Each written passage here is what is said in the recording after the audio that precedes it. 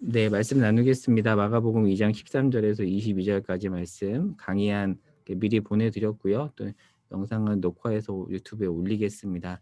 네, 오늘 말씀은 이제 여기에 해당되고요. 이제 이 부분 얼마 남지 않았습니다. 이제 갈릴리 초기 사역 거의 막바지인데 막바지 내용 제자를 부르시는 그 장면 이렇게 살펴보겠습니다. 마가복음 2장 13절에서 17절까지 말씀 먼저 13절을 보겠습니다. 마가복음 2장 13절을 제가 읽어볼게요. 예수께서 다시 바닷가에 나가심에 큰 무리가 나왔거늘 예수께서 그들을 가르치시니라. 다시라는 표현이 있죠. 예수님께서 바닷가에서 다시 가르치시고요. 지나가시다가 이제 마태를 부르는 장면이 바로 오늘 본문입니다. 다시라는 표현을 보면 이제 앞의 내용과 연결이 되겠죠. 앞의 내용이 마가복음 2장 1에서 12절인데 여기서 중풍병자를 치유하시고 죄사함을 선포하시잖아요. 이 사건 이후에 예수님께서 다시 무리를 가르치십니다. 그러니까 치유 사건 이후에 다시 가르치신 거죠. 지난번에 한번 나눴지만 예수님의 3대 사역을 하나님 나라 선포 프리칭, 근데 가르치심, 그리고 치유로 볼 수 있는데 예수님께서 좀 여기에 많이 중점을 둡니다. 가르치심. 단순히 어떤 지적인 것을 가르치시는 것이 아니라 하나님 나라의 복음을 가르치신 겁니다. 그러니까 예수님께서는 때와 장소를 가리지 않고 대상을 가리지 않고 계속해서 하나님 나라의 복음을 가르치시고, 그리고 감사한 게 지위 고하 신분, 세상은 어떤 그 사람이 어디에 있는지 무슨 일을 하는지 뭐 어느 학교에 다니는지 그런 거에 따라서 이렇게 나누잖아요. 우리 안에도 은연중에 그런 게 있는데, 그런데 예수님은 지위 고하 신분을 막론하고 그런 걸 차별하지 않고 다 초대하십니다.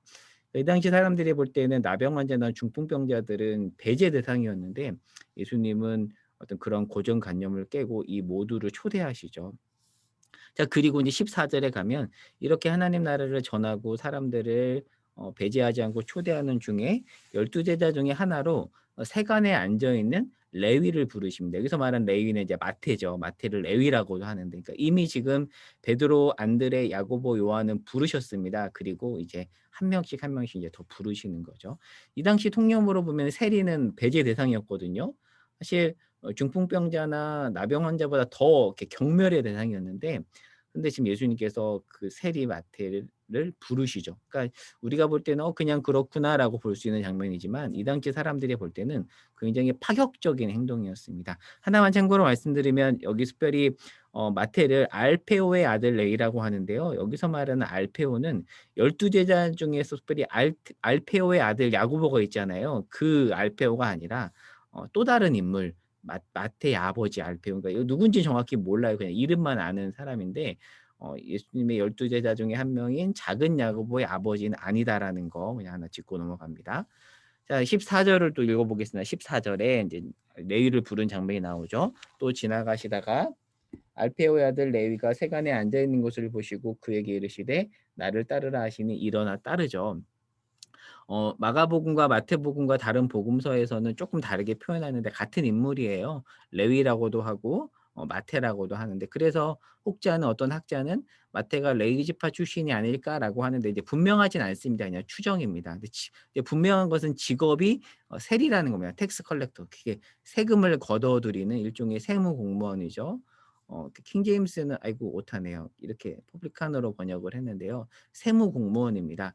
배경을 좀 설명을 해드리면 대헤롯이 죽죠. 예수님 태어나실 때 있었던 그 더 그레이트 헤롯, 대헤롯 사후에 그들의 아들이 이제 분할 통치를 합니다. 특별히 안디바, 세례 요한을 죽였던 안티파스라고 하는 안디바와 아켈라오 그리고 빌립 2세가 분할 통치를 하는데, 로마는 독특한 정책을 취해요.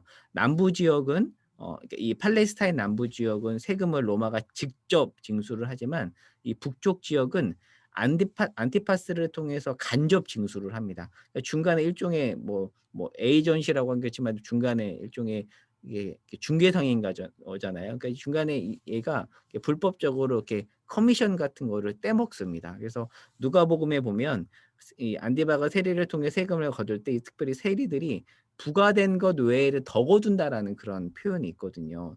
그러니까 예를 들어 세금이 딱 10만 원인데 이 세리들이 20만 원을 걷어서 10만 원을 로마에 납부하고 10만 원은 자기들이 가지고 그렇게 해서 부를 축적합니다. 그렇게 해서 부를 축적했던 대표적인 인물이 삭개오잖아요. 근데 삭개오는 예수님을 만나고 그것을 다시 돌려주죠. 아무튼 이 마태에는 이런 세리였습니다. 근데 이 당시 세리에 대한 평판을 볼게요. 랍비들이 유대인이 절대 사실 저는 가급적 이 절대라는 표현을 잘 안 쓰거든요. 그러니까 정말 특별한 상황이 아니면 쓰지 않는 표현이잖아요. 근데 지금 이 랍비들은 절대 가져서는 안 되는 직업으로 매춘부와 세리를 꼽았고요. 그리고 이 세리들은 가족으로부터 외면당했습니다. "에이 너 우리와 가까이 오지 마." 이렇게 속된 말로 "아이 쪽팔려." 막 이런 거죠. 가족들로부터도 그런 평판을 들었고요. 재판에서도 증인의 효력이 없었고 회당 출입도 금지당했습니다. 유대인이라 할지라도 회당 출입이 금지당한 거예요. 그러니까 마태는 유대인 출신인데 회당 출입을 금지당했으니까 얼마나 속상했겠어요. 이렇게 그렇게 취급을 받은 거고요. 그리고 사람들은 세리의 집과는 혼인하려고 하지 않았습니다. 특별히 이방인 로마 사람과 결탁되었기 때문에 이렇게 부정하다는 인식이 강했습니다. 그래도 이 당시 세리는 직접 세금을 거두러 이렇게 돌아다니는 세리와 세관에 앉아서 관세를 부여하는 세리가 있었는데 이 마가복음 말씀에 따르면 마태는 후자입니다. 후자예요. 마태는 세례 요한을 죽였던 잔인한 로마의 하수인 헤롯 안디바 관할 세리였기 때문에 유대인들 입장에서 볼 때는 정말 매국노 중에 매국노인 거예요. 근데 하나님이 왜 하필이면 이 마태를 택했는가? 바로 이 마태에는 장점이 하나 있습니다. 문맹률이 높은 당시 사회에서 세리였기 때문에 일종의 필사 기술이 있었던 거예요. 그래서 나중에 이 마태가 마태복음 기자가 되죠. 갈릴리는 아람어와 헬라어 이중 언어 환경이었습니다. 그래서 이곳에서 자란 마태는 세리로 활동하면서 수준 높은 헬라어를 구사하며 나중에 유대 색채의 마태복음을 기술하게 되죠. 프리바이블 이미지라고 해서 저작권 걸려 있지 않는 그 사이트에서 가져온 건데요.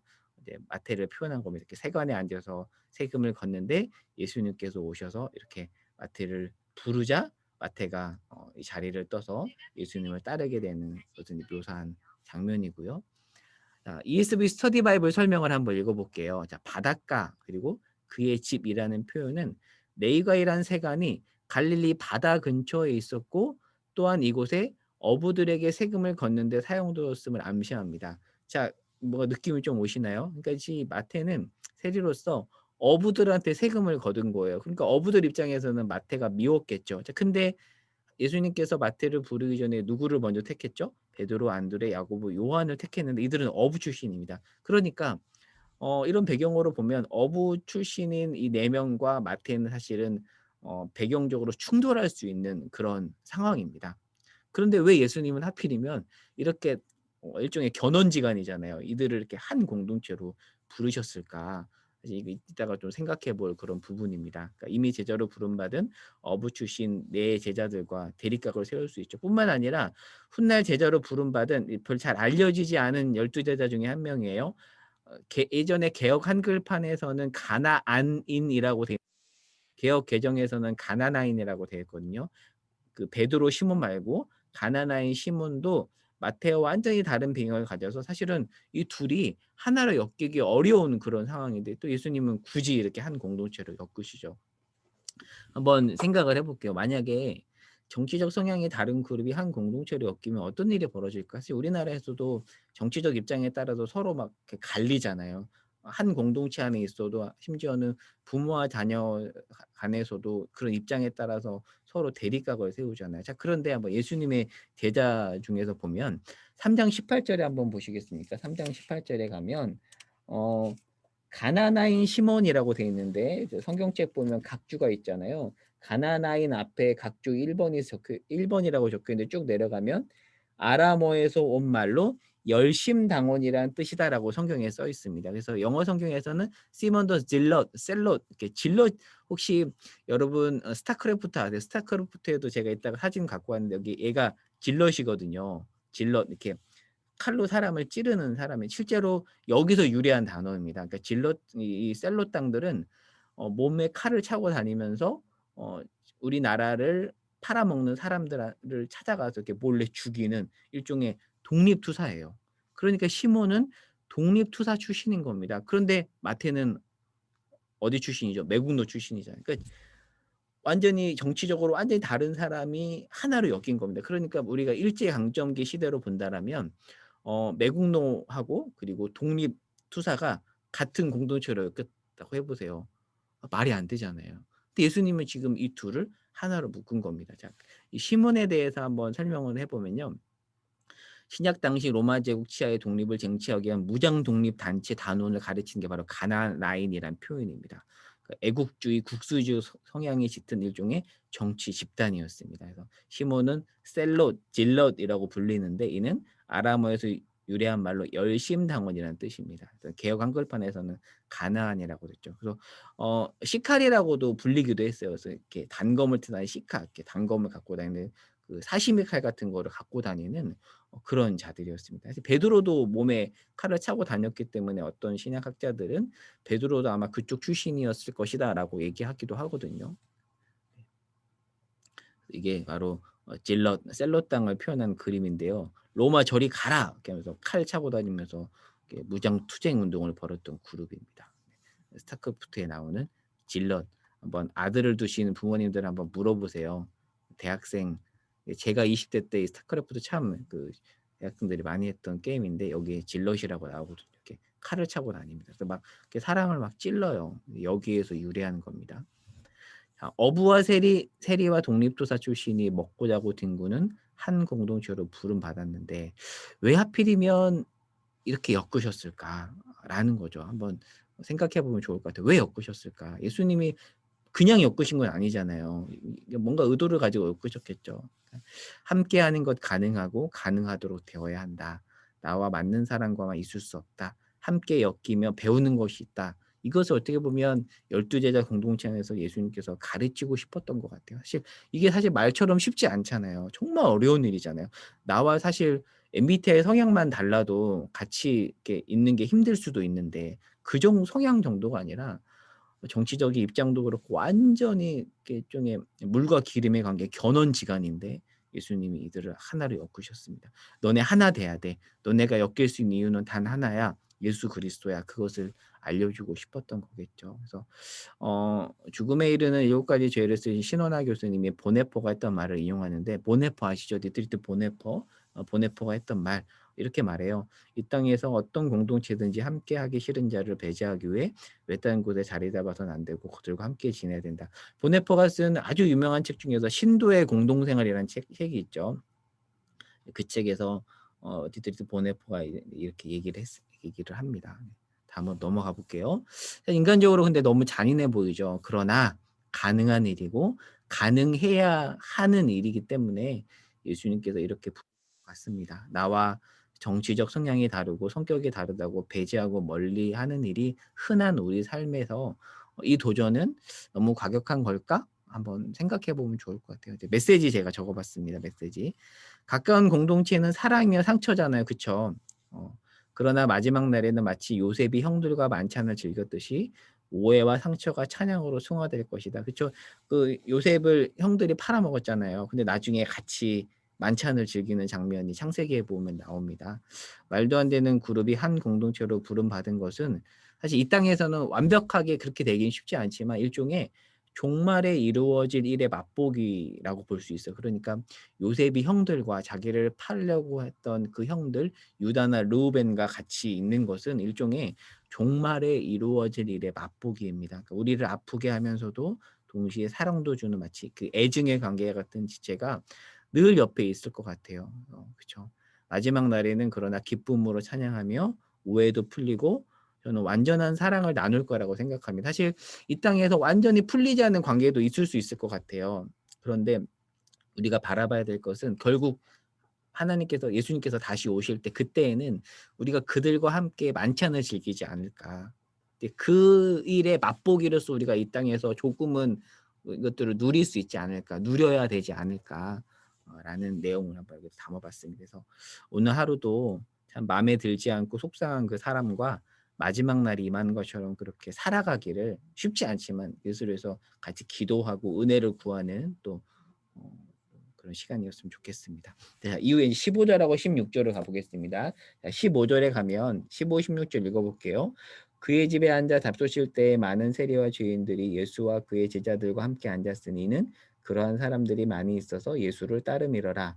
바리새인의 서기관들이 예수께서 죄인 및 세리들과 함께 다투시는 것을 보고 그의 제자들에게 이르되 어찌하여 세리 및 죄인들과 함께 먹는가. 그러니까 예수님이 지금 세리를 부르는 것도 파격적인 행동인데 예수님이 지금 그 세리와 밥을 먹고 있어요. 그러자 바리새인들이 비난합니다. 어떻게 당신이 그 죄인들과 밥을 먹습니까? 그러니까 예수님이 경매를 대면서 세리와 악수만 하더라도 아마 이상한 취급을 했을 거예요. 근데 그 정도를 넘어서 제자로 부르시고 식탁 교제를 하니까 바리새인들이 뭐라고 하는 거죠. 그러니까 이 당시 사회에서 함께 식사를 한다는 것은 동일 집단으로 여긴다는 의미가 있었거든요. 그러니까 이렇게 본다면 예수님이 보인 행동은 파격적이죠. 만약에 이런 일이 우리 주변에서 일어난다면 어떨까요?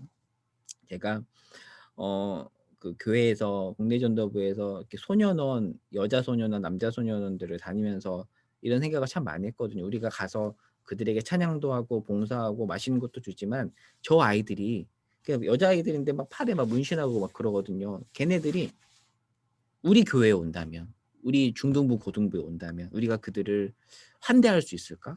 복음이 사실 환대의 복음이잖아요. 아무도 배제하지 않는 누구라도 다 초대하는 그 복음인데 과연 우리가 그들을 어떤 색안경을 끼지 않고 그들을 하나님 나라의 가시적 공동체인 우리 공동체로 이렇게 받아들이고 그들을 예수님의 암으로 우리가 품을 수 있을까?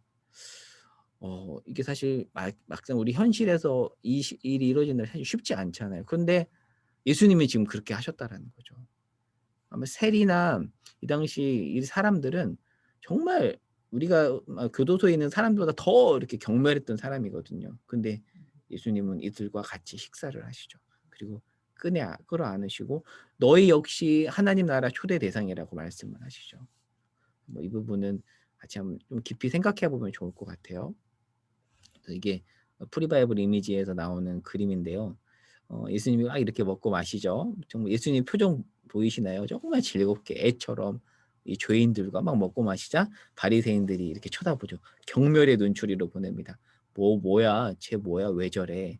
만약에 제가 신천 거리에서 막 팔에 문신하고 이런 애들하고 막 밥을 먹고 있다면 여러분 어떨 것 같나요? 그러니까, 아까 깜짝 놀랄 수 있잖아요. 근데 아마 저희 교회 교인들이 이렇게 보진 않을 것 같아요. 그러나 또 이렇게 보는 사람도 있을 수 있겠죠. 이렇게 경멸의 눈초리로 지금 바리새인들이 예수님을 향해서 이렇게 쳐다보고 있습니다.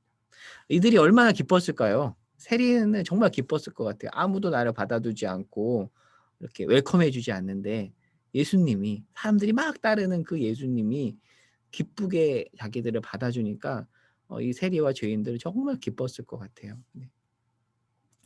이스비 스터디 바이블 설명을 보겠습니다. 식탁에 기대는 자세는 개인적인 영접과 환대를 가리키는데 공식적인 정찬에서 손님은 방의 삼면을 따라 깔린 긴 의자에 누웠습니다. 주인은 여러 U자 모양의 식탁으로 둘러싸인 좌석을 차지했고 최고 귀비는 머리는 식탁 쪽으로 바른 벽 쪽으로 향한 채 주인의 양옆에 기대어 이렇게 식탁 교제를 했대요.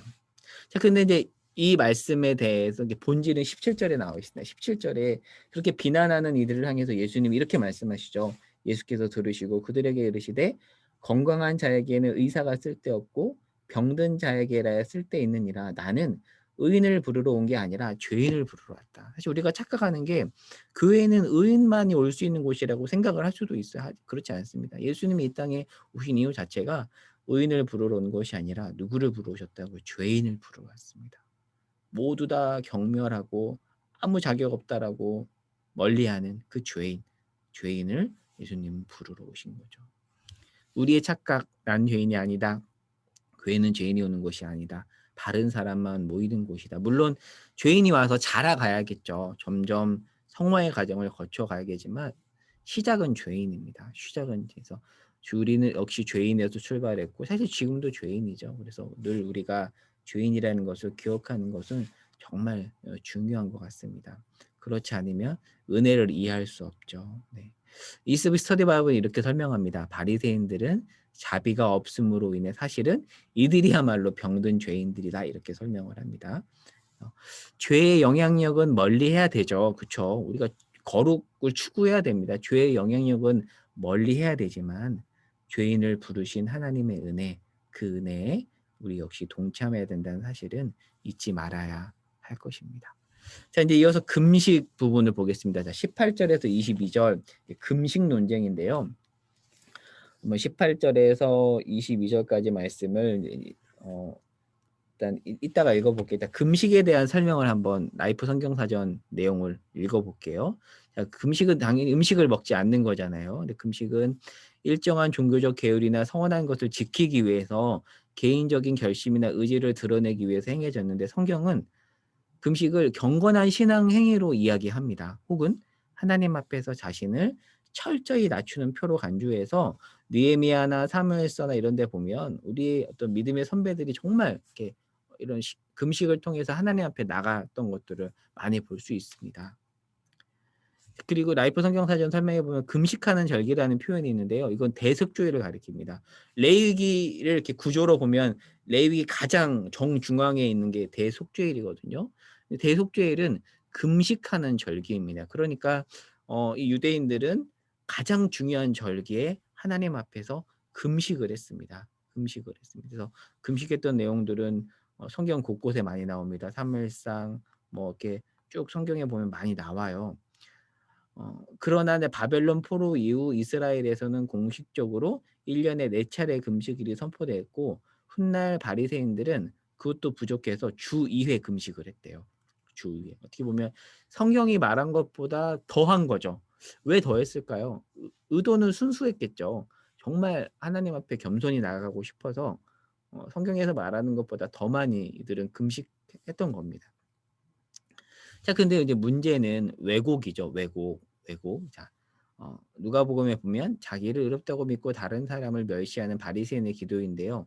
바리새인이 이렇게 기도해요. 나는 2번씩 금식했다. 사실 아까 말했던 것처럼 구약 율법은 이렇게 잦은 금식을 요구하지 않았지만 이들은 하나님 앞에 잘 나가고 싶어서 일주일에 2번 금식을 했어요.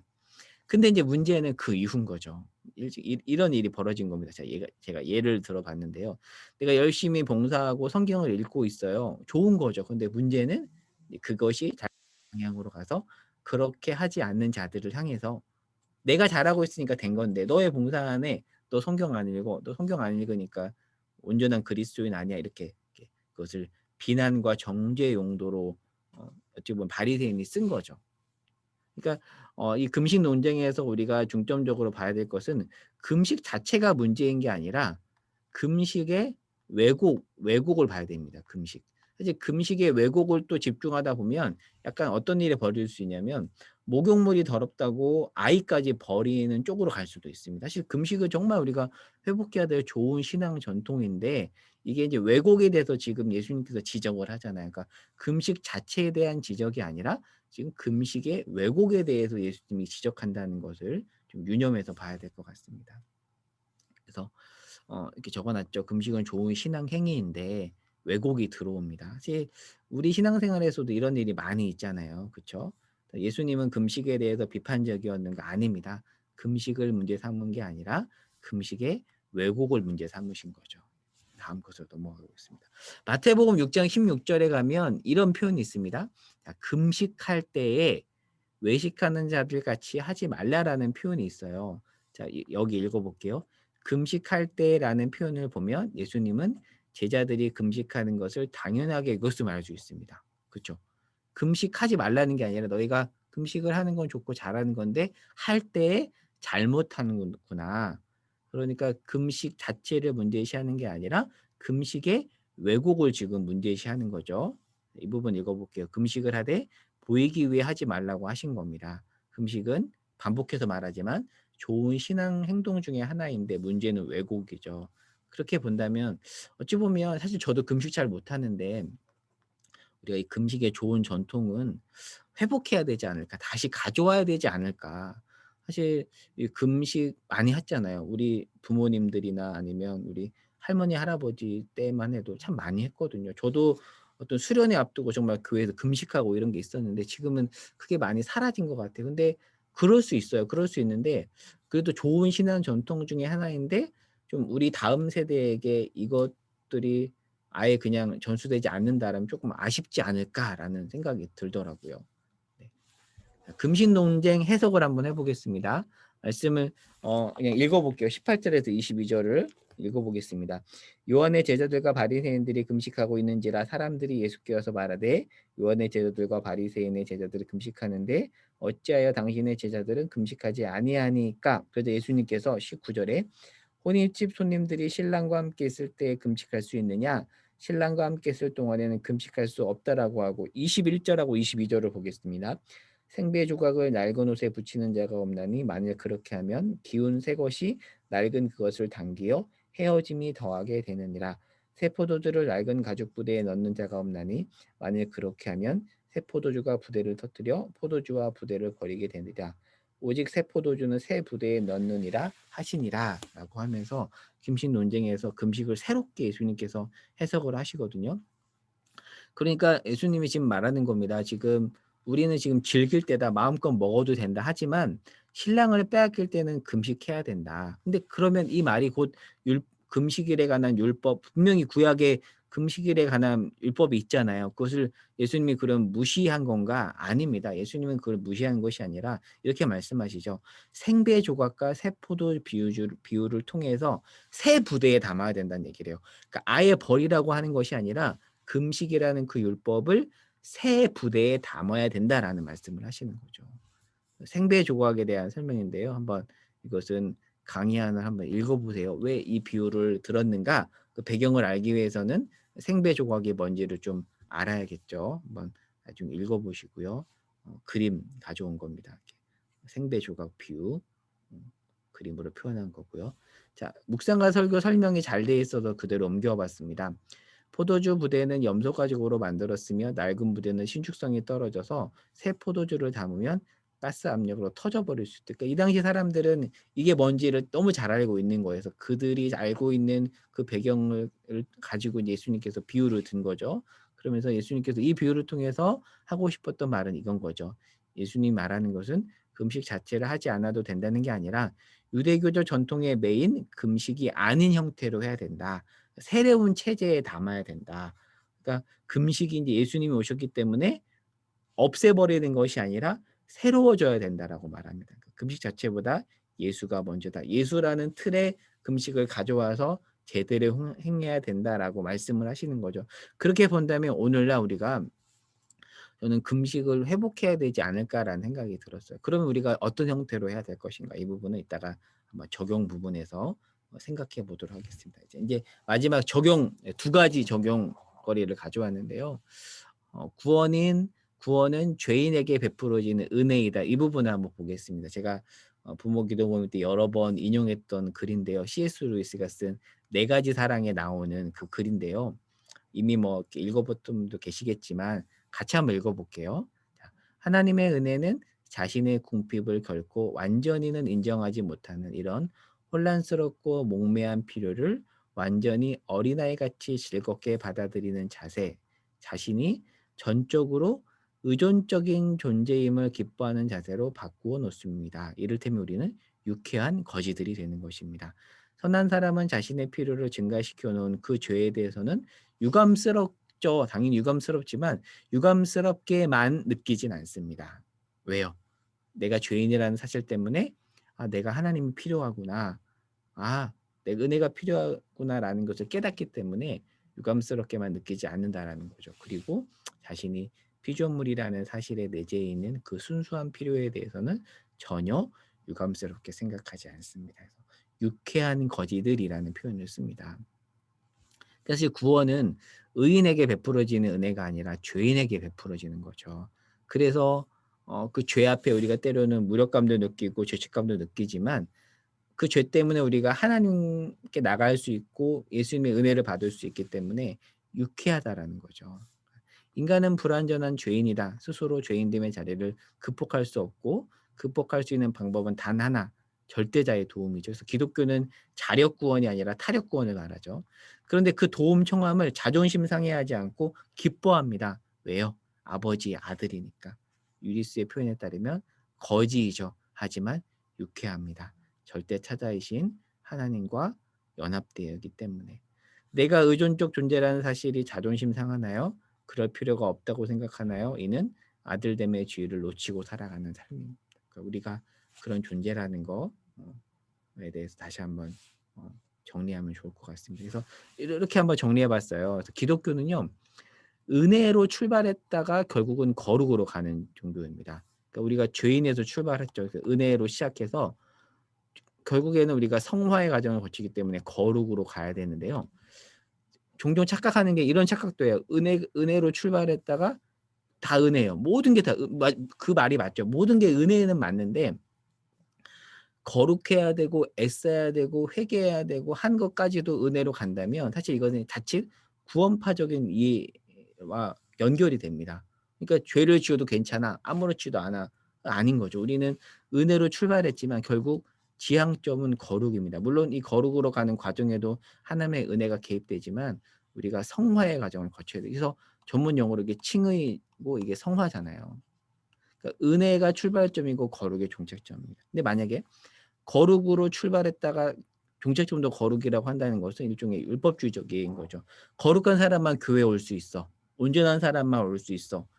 이런 이해인 거죠. 이건 잘못된 겁니다. 사실 갈라디아 교회 안에 들어왔던 잘못된 가르침이 바로 이 가르침이었죠. 아닙니다. 이것은 구원파적인 이해이고요. 그래서 은혜가 출발점이고 거룩의 종착점이다라는 이 표현을 잘 기억해 두면 좋을 것 같습니다. 우리는 은혜로 시작하였고 거룩에 이르러야 되는데 물론 이때도 주된 원리는 은혜입니다. 성령의 도움이 필요하죠. 이때는 1 주체는 성령이고 2 주체는 우리입니다. 우리가 그러지만 그러나 큰 그림은 은혜가 출발점이고 거룩이 종착점이라는 거.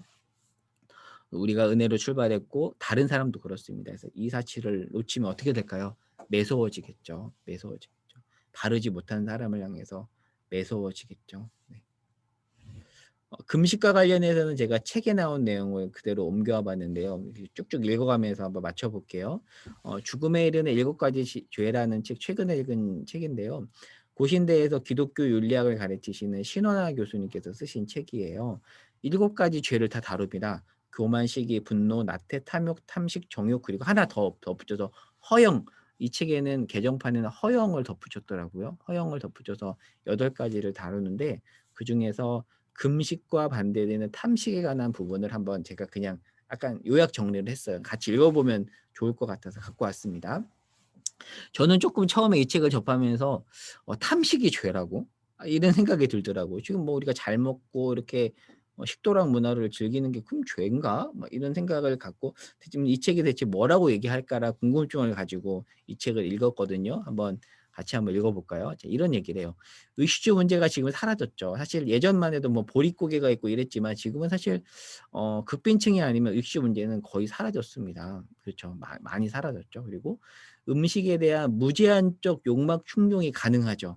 그리고 그것을 온 사회가 지지하죠. 이렇게 맛집 탐방 가고 막 그런 거 TV 많이 나오잖아요. 그래서 이런 현대인들에게 이전 사회에서 음식의 문제를 종교적이고 도덕적 관점에서 이해하고 경계해 왔다는 점은 매우 상상하기 어렵다. 그러나 초대교와 중세교회는 도덕적 삶을 지키고 영혼을 순결하게 하기 위해서 음식으로 인한 육체적 쾌락을 제어해야 한다고 보았대요. 칼뱅은 위정자들이 큰 접시가 3차례 이상 들어오는 식사를 하지 못하도록 하는 규정을 그 제네바에서 만들기도 했대요. 좀 너무한 게 아닌가라는 생각이 들 수도 있는데 사실 그랬대요. 칼뱅은 그랬대요. 하지만 이제는 변하여 음식이 성실한 노동의 대가이며 즐거움으로 자리 잡았다. 이렇게 이제 문제 제기를 하면서 시작을 해요. 물론 잘 이해해야 돼요. 사실 이것도 잘못 이해하면 이렇게 잘 먹는 사람들 막 그런 얘기가 아니라는 거 잘 이해하고 한번 들어가 볼게요. 자, 탐식의 유형을 여러 가지 듣는데 첫 번째 급하게 먹는 것도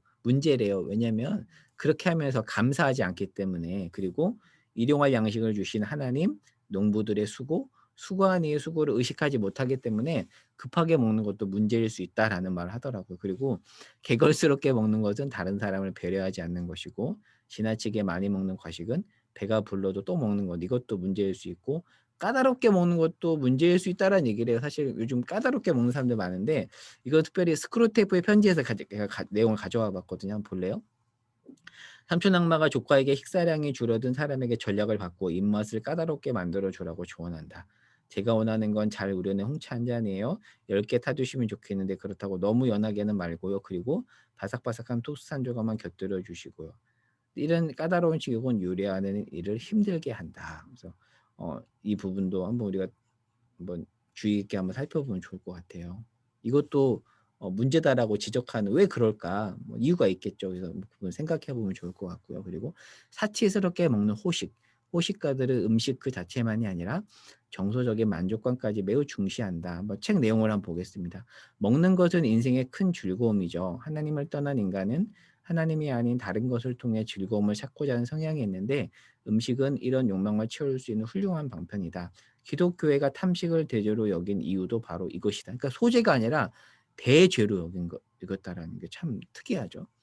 음식이 주는 쾌락이 하나님을 즐거워하고 그것에서 평안을 얻는 삶을 약화시키고 무너뜨릴 수 있기 때문이다.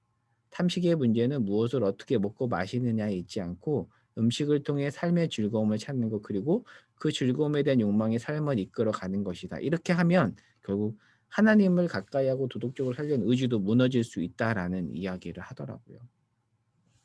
그래서 이 책에서 이런 말을 합니다. 탐식에 빠진 사람이 보이는 대표적 특징인 특유의 무관심한 태도와 감사가 없는 삶이래요.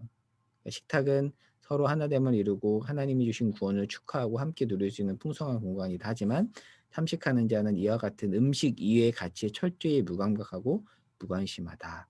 여러분 좀 공감이 되시나요? 안 되는 부분도 있을 것 같아요. 사실 식도락 문화가 발달하고 금식이 신앙의 형태에서 많이 소외된 현실에서 쉽게 이해하기 어려울 수 있을 것 같습니다. 또한 금식의 부작용이 많이 있었던 한국교회 상황에서는 이해하기 어려울 수도 있을 것 같아요. 하지만 신앙의 선배들이 오랜 기간 중요한 신앙의 모습으로 지켜온 금식에 담긴 의미를 우리가 되찾아와야 되고 그 내용을 우리 다음 세대에게도 잘 물려줘야 되지 않을까라는 그런 생각에서 한번 이 책의 내용을 그대로 가져와 봤습니다. 그래서 마지막으로 저자는 탐식을 이기는 방법으로 금식을 제시해요. 그래서 금식에 대해서 이제 거의 이제 끝나가거든요. 한번 읽어볼게요. 금식은 일정 기간 음식을 끊어 몸을 지탱하는 에너지의 근원을 차단하는 일종의 자기 부인 행위다. 성경에 나오는 많은 믿음의 인물 이후의 수많은 그리스도인들은 개인적 공동체적으로 중요한 일에 직면하거나 인생의 중대한 기로에 놓일 때마다 하나님께 집중하며 도우심을 갈망하는 마음으로 금식하며 기도하곤 했습니다. 다음 볼게요. 이처럼 자기를 부인함으로써 신령한 기쁨을 맛보는 금식은 몸의 식성을 근본적으로 바꾸는 훌륭한 길이다. 또한 금식은 신령한 즐거움을 누리기 전에 선행되어야 하는 훈련이다. 기독교 역사에서는 늘 금식과 만찬이 같이 갔어요. 그러니까 금식만 강조한 것도 아닙니다. 만찬도 즐겼습니다. 하지만 두 가지가 균형 있게 갔다라는 거죠. 균형 있게. 그래서 이렇게 말합니다. 이때 절기가 되면 온 교회는 함께 금식하고 뒤이어서 만찬을 즐겼는데 사실 우리는 요거는 버리고 이것만 남은 게 아닐까라는 그런 생각이 들었습니다. 역설적으로 금식하면 얼굴에 회색이 돌고 몸의 언어가 변하는 경험을 하게 된다. 내적 건강은 반드시 얼굴에 반영되어 나타나기 때문이다. 그래서 단테의 신곡에 나오는 탐식자들의 영혼은 퀭한 눈과 파리한 얼굴, 뼈가 드러날 듯이 여의어 마치 굶주려 죽기 직전인 모습을 하고 있습니다. 하지만 금식하며 하나님을 즐거워하고 신령한 양식을 먹는 자들의 영혼은 이와 반대로 훨씬 윤택하고 강건한 모습으로 드러날 것이다. 단테 신곡에 보면 그 7가지 대제에 빠진 사람들의 모습이 나와요. 7가지 대제, 교만, 시기, 탐식, 탐욕, 분노, 정욕, 나태, 그리고 허영까지 이런 것들을 이렇게 담은 책이잖아요. 근데 금식, 탐식과 관련해서는 또 이런 내용이 단테 신곡에 나옵니다. 금식은 탐식을 극복하는 훌륭한 방안이지만 그렇다고 성경이 무조건 먹지 말라고 하는 건 아닙니다. 즐기라고도 합니다. 일상 속에서 먹을 것을 가지고 즐기라고도 하고요. 땅의 아름다운 것으로 먹도록 권하기도 합니다. 그리고 칼뱅도요. 각종 음식을 통해 얻는 기쁨을 정당한 즐거움으로 얘기하기도 해요. 근데 이게 지나쳤을 때를 문제시 삼은 것이지 음식 자체를 문제 삼은 건 아닙니다. 그래서 영화 바베트의 만찬 소설로도 나왔잖아요. 거기서 보면 너무 이제 금식만 강조해서 마을 분위기가 험해졌을 때 그 바베트라는 프랑스 요리사가 와서 마을 분위기가 좋아진 그 내용이 있잖아요. 그래서 너무 금식만 강조했을 때 부작용을 낳는데 사실 여기 계신 우리 부모님들은 대부분 뭐 80년대 90년대 한국 교회에서 이렇게 금식을 했을 것 같아요. 하지만 이제 그 금식의 부작용을 많이 보셨죠. 부작용을 많이 보셨습니다. 오늘날은 미식 문화가 보편화되고 예전처럼 굶는 일이 없어졌다. 이러한 때 잘못된 형태의 금식이 아니라 바른 금식 문화를 회복하는 것은 우리가 깊이 생각해 봐야 될 지점이 아닐까 싶고요. 그래서 어떤 교회는 사순절 기간에 금식하기도 하고요. 그리고 음식 금식뿐만 아니라 미디어를 금식하는 문화도 있어요. 그래서 사실 미디어도 아예 단절할 수는 없지만 일정 기간 금식함으로 하나님 앞에 바로 설 수 있다면 일정 기간의 미디어 금식은 좋은 방법일 수 있다고 생각해요. 특별히 아이들이 어릴수록 미디어 금식 훈련은, 그러니까 일주일 내내 금식이 아니라 하루 이틀 정도 이렇게 오늘은 금식하자, 이렇게 훈련하는 것은 정말 좋은 훈련이라고 생각을 해요. 오늘 사실 이 내용들은 서로 이제 입장에서 다를 수 있지만요. 한번 이 저자의 말에 한번 귀를 기울여 보고 생각해 보면서 각자 적용할 수 있는 점을 찾아보면 좋을 것 같습니다. 나눈 질문 두 가지 제가 적어 왔습니다. 첫 번째, 우린 철저히 의존적 존재인 유쾌한 거지이죠. 이 표현을 한번 깊이 묵상해 보시고요. 이 표현이 주는 은혜를 한번 서로 나눠보면 좋을 것 같고, 그리고 두 번째는 오랜 기독교 역사 속에 좋은 전통이었던 금식을 우리 삶에 어떻게 적용할 수 있을까? 그리고 금식 말고도 부작용 때문에 도외시하고 있는 신앙 전통의 모습들이 있잖아요. 예를 들어 철야 기도도 그렇고요. 뭐 이런 예전에 우리가 갖고 있었던 그런 것들 있죠. 그런 것들인데, 그러나 왜곡 때문에 아예 도외시하고 있는 그런 것들. 우리가 그렇게 했을 때 다음 세대에게 아예 그것들을 전수하지 못할 수도 있잖아요. 혹시 그런 것들 중에서 뭐가 있을까?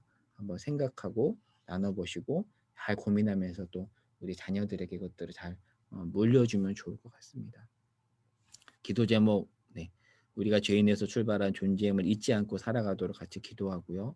그리고 선조로부터 이어온 그 좋은 신앙 유산을 정말 우리 다음 세대에게 잘 전수하면 좋겠어요. 우리 교회가 또 우리 각 가정이 우리 자녀들에게 그 신앙 유산들을 잘 전수할 수 있도록 같이 또 기도하고 또 실제로 우리가 전수하며 살았으면 좋겠고요. 그리고 또 3번, 4번을 위해서도 같이 기도하겠습니다. 네.